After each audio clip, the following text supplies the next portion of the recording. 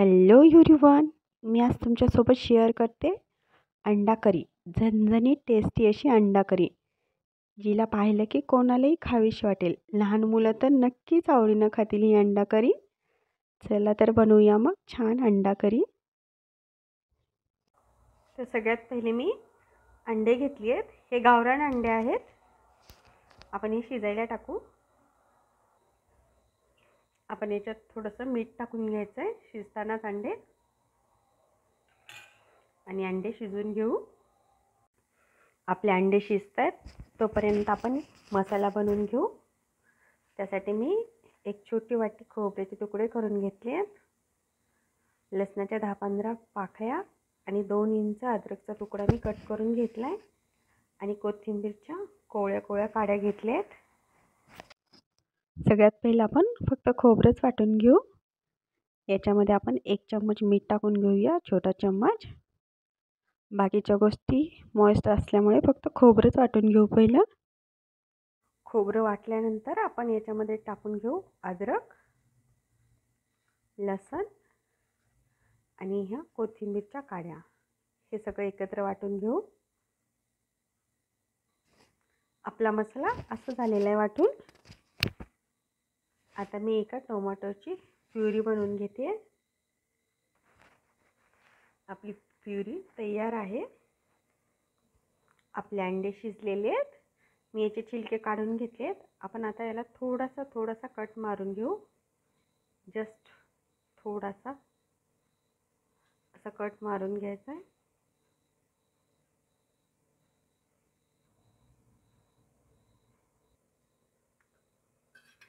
आता आपण एका कढईमध्ये 3 ते 4 चम्मच तेल घेऊया.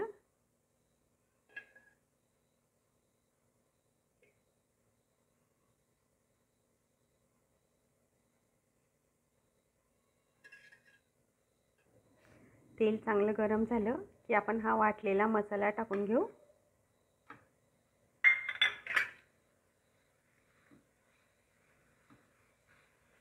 मसाला तेलामध्ये छान फ्राय करून घेऊ आपण. गॅस मीडियम आचेवरती ठेवायचा आहे. आपण हा मसाला मीडियम आचेवरतीच भाजून घेऊ छान. याला थोडासा वेळ लागतो मसाला भाजण्यासाठी. तोपर्यंत आपण 2 ते 3 चम्मच फुटाणे वाटून घेऊ. जाडसरच वाटून घ्यायचे आहेत. आपला मसाला छान भाजत आला आहे. याला थोडासा वेळ लागतो कारण आपण खोबरं पण कच्चंच घेतलेलं आहे आणि अद्रक लसूणची पेस्ट पण आहे, त्याच्यामुळे वेळ लागतो. आपलं वाटण तयार आहे. हा मसाला छान भाजला गेला की याच्यात टाकून द्यायचं आहे. हे फुटाण्याच्या वाटणामुळे आपल्या भाजीची टेस्ट खूप छान बनते, आणि आपण टाकलेल्या सुरुवातीला कोथिंबीरच्या काड्या, या 2 गोष्टीमुळे आपल्या अंड्याच्या भाजीची चव छान येते. तुम्ही पण नक्की ट्राय करा या 2 गोष्टी जरूर आठवणीने. आता आपण हा मसाला छान भाजला गेला की याच्यामध्ये आपण टाकून घेऊ काळा मसाला. काळा मसाला तुमच्या आवडीप्रमाणे टाकून घ्यायचा आहे. मी इथे 2 ते 2.5 चम्मच टाकून घेते. तुमच्या मसाल्यावरती डिपेंड असेल ते.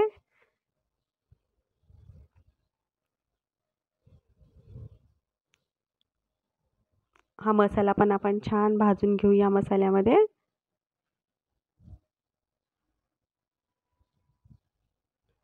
हा मसाला छान भाजत आला की आपण बनवलेली टोमॅटोची प्युरी याच्यामध्ये टाकून घेऊ.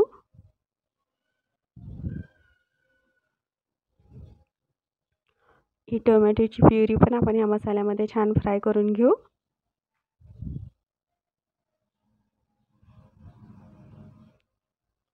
आपण घरच्याच मसाल्यापासून एकदम छान भाजी बनवू शकतो. आपण सगळ्या घरच्याच वस्तू घेतलेल्या आहेत. हा मसाला खूप छान तयार झालेला आहे. मसाल्याने तेल सोडलेलं आहे, छान भाजला गेला आहे.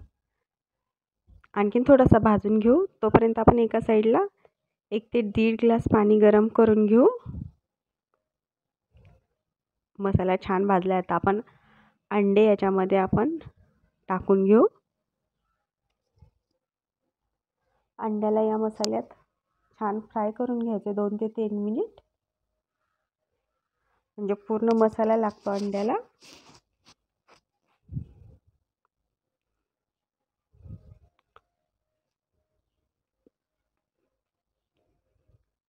आपला मसाला छान लागला की अंड्याला आपण मीठ तर सुरुवातीलाच टाकलेले आहे खोबऱ्याच्या वाटणामध्ये,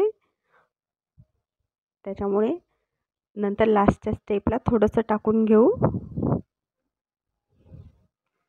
आता आपण पाणी टाकून घेऊ याच्यामध्ये थोडंसं गरम करून. मी पाणी 1 ते 1.5 ग्लास घेतलं आहे, म्हणजे 250 ते 300 मिली असणार आहे.